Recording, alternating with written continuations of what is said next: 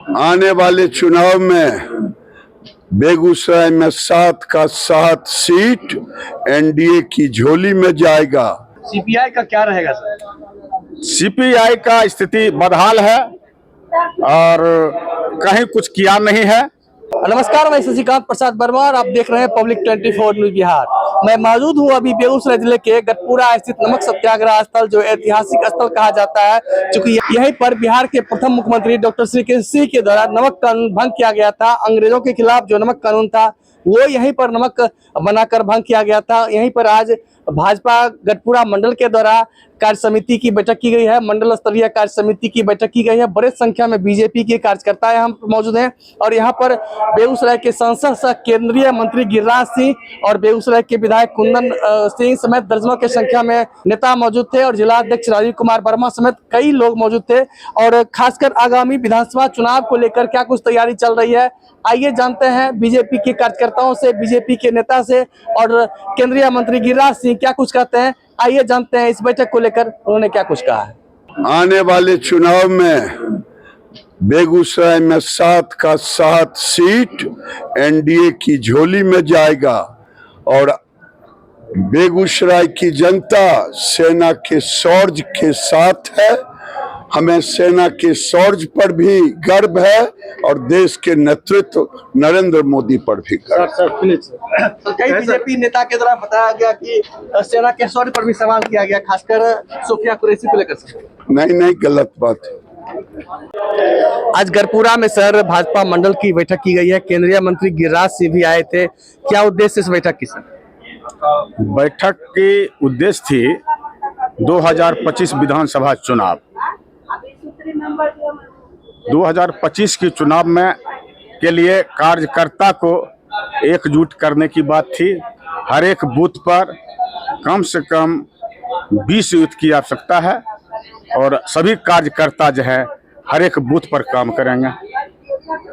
क्या तैयारी रहेगी इस बार विधानसभा चुनाव की, चूंकि बहुत कम अंतराल से आप चुनाव हारे थे? तैयारी तो 5 साल लगातार करते आ रहे हैं हम लोग और इस बार निश्चित ही यहाँ से बीजेपी का झंडा लहरेगा। सीपीआई का क्या रहेगा सर? सीपीआई का स्थिति बदहाल है और कहीं कुछ किया नहीं है और सिर्फ क्षेत्र में जो है झूठ बोलना और दलाली करना उसका मेन मकसद रहा है। ये भारतीय जनता पार्टी के कार्यक्रम में है। पूरे देश में राष्ट्रीय स्तर से लेकर के मंडल स्तर तक पार्टी कार्यकर्ताओं का कार्य समिति की बैठक होती है। इस बैठक का उद्देश्य पार्टी के संगठनात्मक स्वरूप और आज के इस बैठक में खास करके संगठनात्मक स्वरूप के साथ साथ देश की वर्तमान स्थिति, सरकार, सेंट्रल सरकार के द्वारा, राज्य सरकार के द्वारा चलाए जा रहे विभिन्न योजनाओं, कार्यक्रमों पर चर्चा की गई है। केंद्रीय मंत्री बेगूसराय के माननीय सांसद, हिंदू हृदय सम्राट आदरणीय गिरिराज दा इस कार्यक्रम में आकर के गढ़पुरा मंडल के कार्यकर्ताओं का हौसला को आसमान में पहुंचाने का काम किए हैं। हम मंडल के कार्यकर्ता यहाँ पर वो आए, इसके लिए उनको दिल से स्वागत करते हैं, अभिनंदन करते हैं।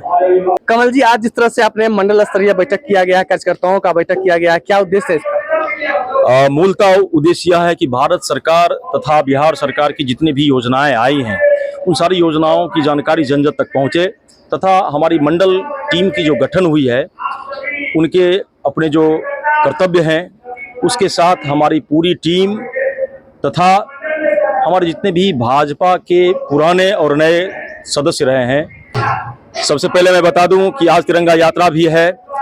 सारी बहुत ज़्यादा व्यस्तता के बाद भी दादा गढ़पुरा के लिए समय निकाले हैं। दादा लगातार गढ़पुरा की चिंता करते रहते कि गढ़पुरा में विकास की बयार बहे। दादा आए, हम लोगों को संबोधन किया, कार्यकर्ताओं में एक अलग उत्साह देखने को मिला। हम लोग काफ़ी उत्साहित रहे। दादा भी आए और उनके साथ नगर विधायक कुंदन जी भी आए थे।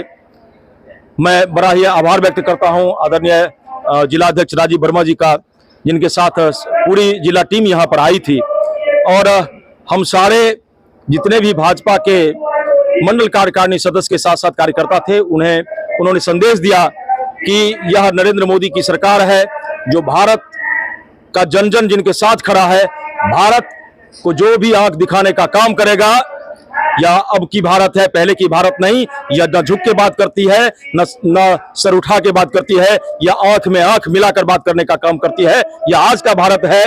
और नरेंद्र मोदी इस भारत के प्रधानमंत्री हैं जो दुश्मन देशों को लगातार यह चेतावनी देने का काम कर रहे हैं, जिनके साथ इस भारत के जन जन के साथ सेना खड़ी है। और जब सेना और हमारे माननीय प्रधानमंत्री खड़े होंगे तो किसी भी देश की यह जरूरत नहीं कि भारत की ओर आंखें टेढ़ी करके बात करे। विधानसभा चुनाव को लेकर क्या दिशा निर्देश? विधानसभा चुनाव के लिए यह तय है कि बिहार सरकार और भारत सरकार के जितने भी योजनाएं हैं, विकास की योजना, कई योजनाएं भारत सरकार और बिहार सरकार के द्वारा मिला है, जिसका लाभ आम जन तक मिला है। तो जन जन तक इन सारी योजनाओं के बारे में जानकारी देना तथा जो भी कमल का निशान लेकर यहां आएंगे उन्हें बकड़ी विधानसभा से भारी मतों से जीत दिलाकर हम लोग पटना भेजने का काम करेंगे।